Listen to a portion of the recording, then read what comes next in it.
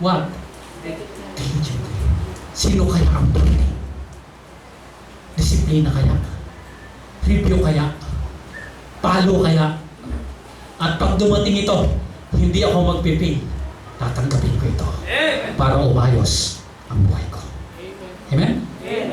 Huwag tayong katulad ni Esau. Amen, church? Ngayon, tama na po ba'y kaisipan natin na ang biyaya ng Diyos ay hindi lang yung mayroong bang magandang nangyayari? At huwag natin ma-misinterpret. Discipline, review, and discouragement. Tayo-tayo lahat. Ama naming Diyos, salamat sa inyong mensahe. Kaming pinulot mo na mga paluktot na ugali. Lahat kami ganun. Salamat dahil itinutuwid mo at may kasangkapan ka para maituwid ito. At wag namin ma-misinterpret, Panginoon, yung pong tatlong ito. Wag namin i-resist, wag namin kontrahin. Kung hindi, Panginoon, hayaan namin kumilos sa buhay namin. Tanggapin namin itong biyaya mo para umayos buhay namin. Hindi namin kaya kung wala ang biyaya mo. At masasabi lang namin na we can dahil may biyaya ka. Hindi namin kayang layuan ang kasalanan at tumakbo palayo sa kasalanan. Hindi namin kayang alisin ang bisyo na nakasanayan namin ng matagal na panahon. May mga ugali kaming baluktot. Hindi namin kayang alisin yun, Panginoon. Pero salamat, tumatrabaho ka at nagbibiyaya ka. At para masabi namin, kaya namin. Habang nanalangin tayo, mga kapatid, you forward.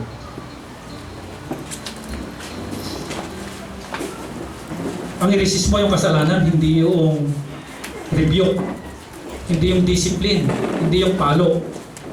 Malinaw sa Bible ang dapat nire-resist na halos dapat yung bang tumutulong ang dugo natin sa pagtakbo sa kasalanan, ay yung kasalanan. Pero lalo natin lapitan at tanggapin yung tatlong bagay na biyaya ng Diyos para umayos ang buhay natin.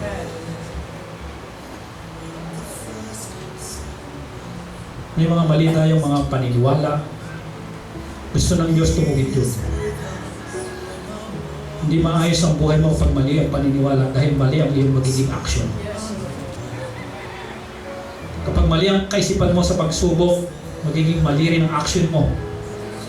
Pero kung tama ang iyong isip sa pagsubok, magiging tama din ang action mo at ang iyong behavior. Yes, Lord. Salamat po. Maraming Diyos, salamat sa inyong mensahe. Yes, God. Pinupuri ka namin, Lord. Pinupuri namin sa biyaya mo ito na inandog sa amin ngayong umaga.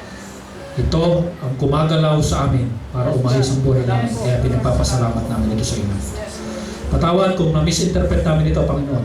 Kung pinalo na kami, nagtampo kami, disiplina kami, nagtampo kami, nireview kami, nagtampo kami, tinamaan kami sa preaching, nagtampo kami. Patawad, Panginoon. Tinatanggihan pala namin yung mag-aayos ng buhay namin. Forgive us, Lord. Salamat po sa mga nagsipagluhod. Kayo po, Panginoon, magpala sa kanilang may pinapadalangin ngayon. Meron sa kanila may pagsubok sa ngayon.